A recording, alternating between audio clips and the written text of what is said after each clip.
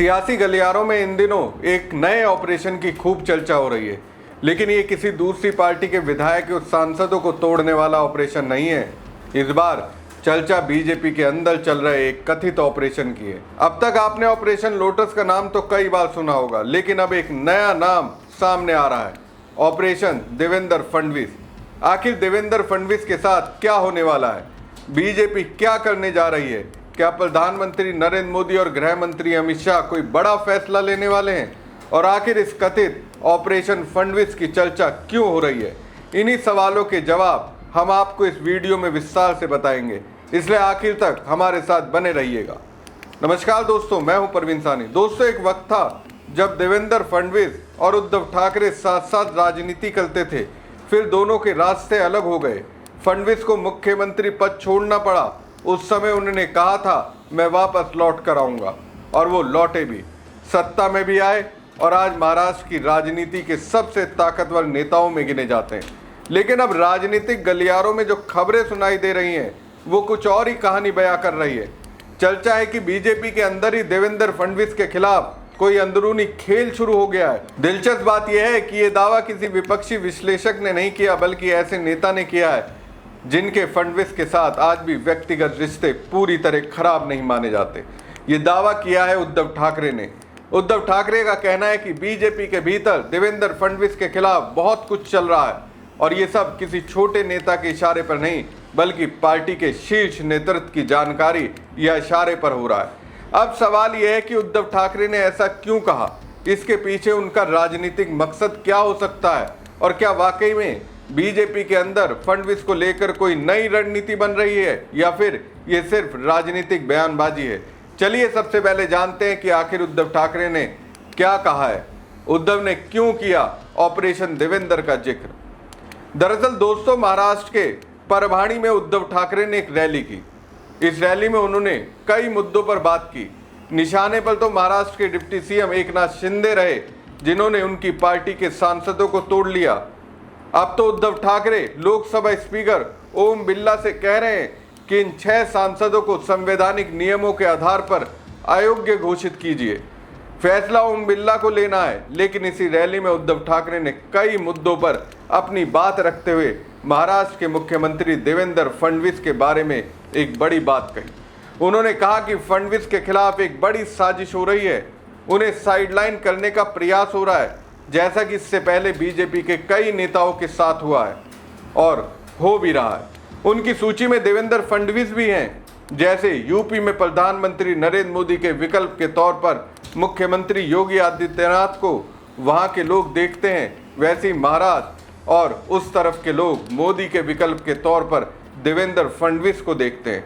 अमित शाह के लिए भारत के लोगों के बीच वो क्रेज नहीं है जो मुख्यमंत्री योगी आदित्यनाथ का है या देवेंद्र फडणवीस का है। यहाँ तक कि हेमंत बिस्वा शर्मा का भी नाम आता है, लेकिन अमित शाह का नाम नहीं आता। ये भी हो सकता है कि प्रधानमंत्री नरेंद्र मोदी के उत्तराधिकारी के तौर पर गृह मंत्री अमित शाह खुद को देखते हों। सत्ता के गलियारों में चलने वाली हवाओं को समझने वाले लोग ये बात बखूबी जानते हैं कि अमित शाह किसी भी कीमत पर उन लोगों को आगे बढ़ते नहीं देख सकते जो आगे चलकर उनके लिए मुश्किलें पैदा कर सकते हैं। तो अगर उद्धव ठाकरे ये कहते हैं कि फडणवीस को दरकिनार किया जा रहा है, तो उद्धव ठाकरे की बात को अगर सच मान लिया जाए तो बीजेपी जल्द ही देवेंद्र फडणवीस को ठिकाने लगाने वाली है। फडणवीस से पहले किन किन को किनारे लगाया गया? शिवराज सिंह चौहान, जो मध्य प्रदेश के कभी मुख्यमंत्री थे, उन्हीं के नाम पर अगली बार सरकार भी बनी, लेकिन उनकी जगह मुख्यमंत्री किसे बनाया गया? मोहन यादव को। इसी तरह वसुंधरा राजे को ही देख लीजिए। राजस्थान में बताइए, वसुंधरा राजे से बड़ा कोई नेता है बीजेपी में? लेकिन उनकी राजनीति को भी हाशिए पर डाल दिया गया। नितिन गडकरी को ही ले लीजिए, सड़क परिवहन मंत्री हैं। ये तो उनका अपना स्टाइल है कि लोगों की जुबान पर उनका नाम है। आरएसएस के करीबी होने के बावजूद उन पर गुजरात लॉबी की ओर से कैंची चलती रहती है। ऐसे ढेरों उदाहरण है दोस्तों।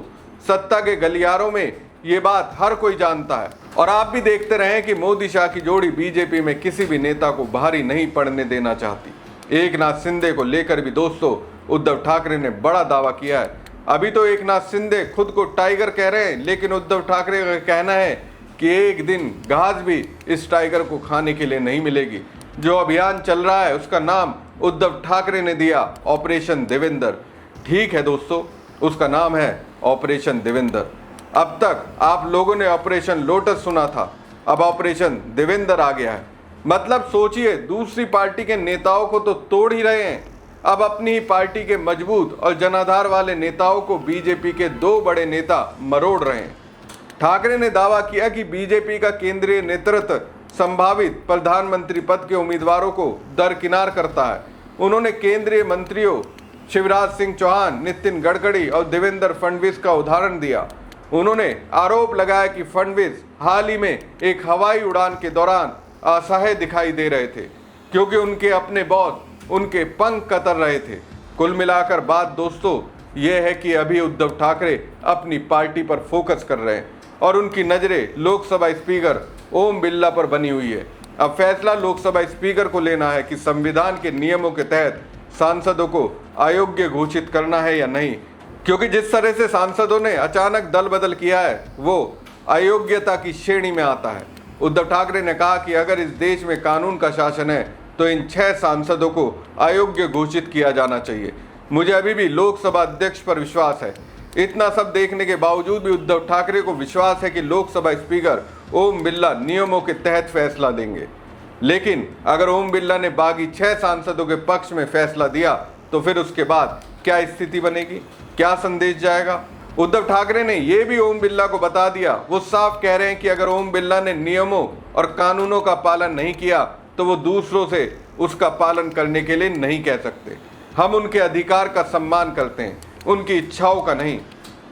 दोस्तों, अक्सर आपने देखा होगा कि जब लोकसभा स्पीकर ओम बिरला अध्यक्ष की कुर्सी पर बैठते हैं तो वो विपक्षी सांसदों को समझाते हैं, यहाँ तक कि नेता प्रतिपक्ष राहुल गांधी को भी उपदेश देते हैं कि संसद में उन्हें किस तरह रहना चाहिए, एक सांसद को किस तरह अपनी भाषा का इस्तेमाल करना चाहिए, कैसे बोलना चाहिए, कैसे बैठना चाहिए और कैसे सदन से बाहर निकलना चाहिए। तमाम तरह की बातें वो बताते हैं। लेकिन अब उनकी भी असली परीक्षा होने वाली है।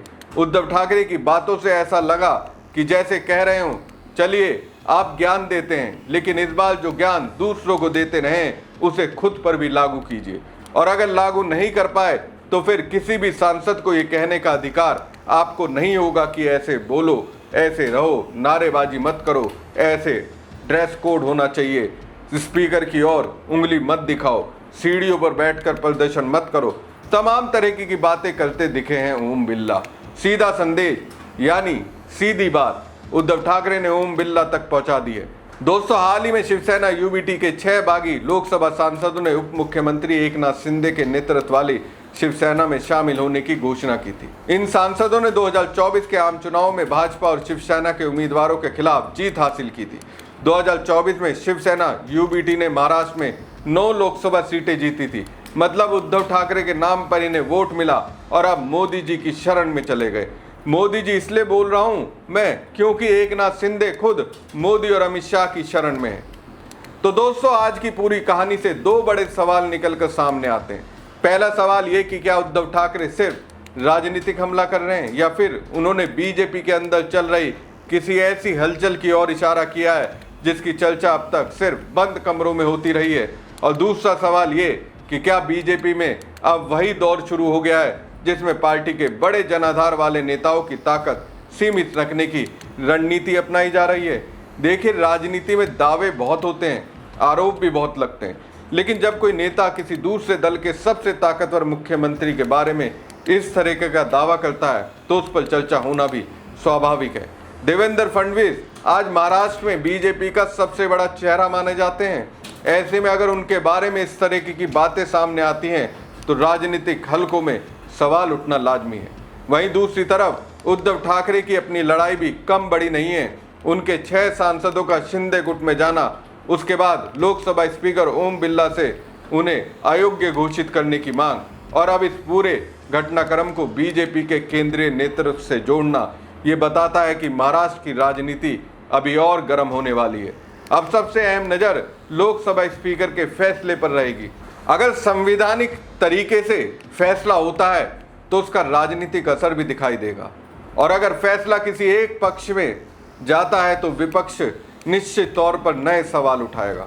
यानी ये मामला सिर्फ 6 सांसदों तक सीमित नहीं रहेगा, बल्कि लोकतांत्रिक संस्थाओं की निष्पक्षता पर भी बहस छिड़ सकती है।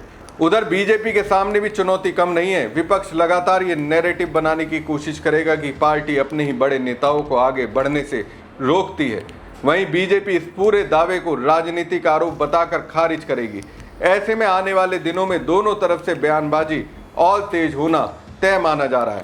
अब देखना यह होगा कि क्या उद्धव ठाकरे का ऑपरेशन देवेंद्र वाला दावा सिर्फ एक राजनीतिक हथियार साबित होता है, या फिर आने वाले समय में ऐसे घटनाक्रम सामने आते हैं जो इस दावे को और हवा देते हैं। राजनीति में कई बार जो बातें अफवाहें लगती हैं वही बाद में बड़ी खबर बन जाती है, और कई बार बड़े दावे समय के साथ खुद ही दम तोड़ देते हैं। इसलिए फिलहाल इंतजार करना होगा घटनाओं के अगले पड़ाव का।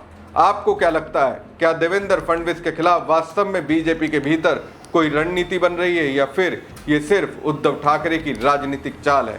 अपनी राय हमें कमेंट बॉक्स में जरूर बताइएगा। अगर वीडियो पसंद आया हो तो इसे लाइक कीजिएगा, खबर को ज़्यादा से ज़्यादा शेयर कीजिएगा, चैनल को सब्सक्राइब करना बिल्कुल ना भूलें। धन्यवाद।